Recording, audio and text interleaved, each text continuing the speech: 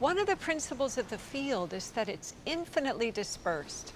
Decentralization is aligned with that principle. We heard about these two brothers, James and Kenneth Coram, who spent the last 20 years working on energy transmission. Their aim was to reconstruct the technology behind Nikola Tesla's Wardenclyffe Tower, which was built to transmit energy wirelessly. That tower was destroyed by Tesla's financier, J.P. Morgan, who realized that wireless transmission would obsolete copper wiring and undermine the profits from his own copper mines. Tesla was using the work of a man named Zenneck, who discovered a wave that travels almost instantaneously in the field around our planet. It follows the surface of the Earth, and when it moves, it doesn't have any harmful effects on human beings. Tesla was looking to ride the Zenneck wave to transmit both energy and communications. The Coram brothers have apparently now recreated that technology with modern materials and achieved what Tesla had set out to do. You'll be able to put an antenna on your car that will just tap the field for electricity. You'll be able to put one on your home or your local power station.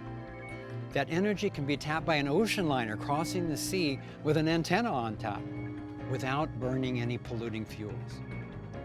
The Zenneck technology is the best one we found for transmitting energy in a low-cost and healthy way. These innovations in energy integration and transmission are brilliant and make it possible to keep a lot of our existing infrastructure in place. Of course, we also really need clean energy sources that are decentralized and affordable for them to transmit and integrate. Tapping into a field of infinite energy would do so much to improve the actual daily lives of all of us everywhere on this planet. That's why we've spent so much of our time and resources investigating inventors who claimed breakthroughs in the generation of energy. One promising energy source comes from hydrogen. It's the most abundant element in the entire universe. It's essentially everywhere. The key to hydrogen is that when it's ignited, it creates heat, and the heat can be transferred into power. So if we can do that efficiently and inexpensively, then we can use it to run our cars, our factories, or an entire community. It could substitute for dirty coal and repurpose the 15,000 plus coal plants that are wreaking havoc with the earth, the miners, and the people living nearby. It could also replace nuclear and fracking. But currently, extracting hydrogen from water is too expensive to be a viable option. In Thailand, however, we found a guy who claimed his team had discovered a way to access hydrogen for fuel absolutely cleanly and for virtually nothing. The inventor himself does not do media appearances, but he authorized one of his technicians, who built the device, to give us a tour. There's a gas in the water you can burn, so you can make a fire out of water. This inventor apparently has found a way to use earth minerals in a pressurized vortex to access pure hydrogen cheaply and efficiently. We found an easy way to make hydrogen. You don't need a big, fancy electrolysis factory. We find a system where the hydrogen comes out from a kind of chemical reaction. We have some special mix. The device that they've created to extract hydrogen is as beautiful as any energy technology I've ever seen.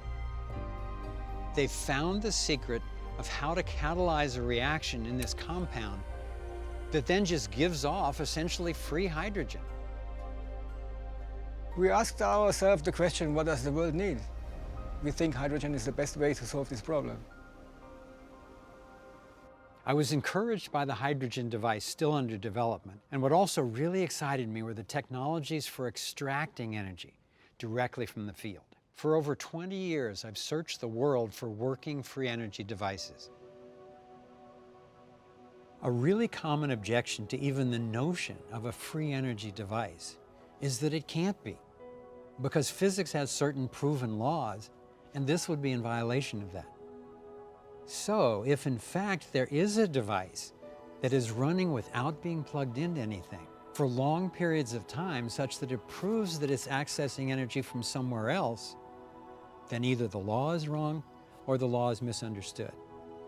And I think, for the most part, the law is misunderstood.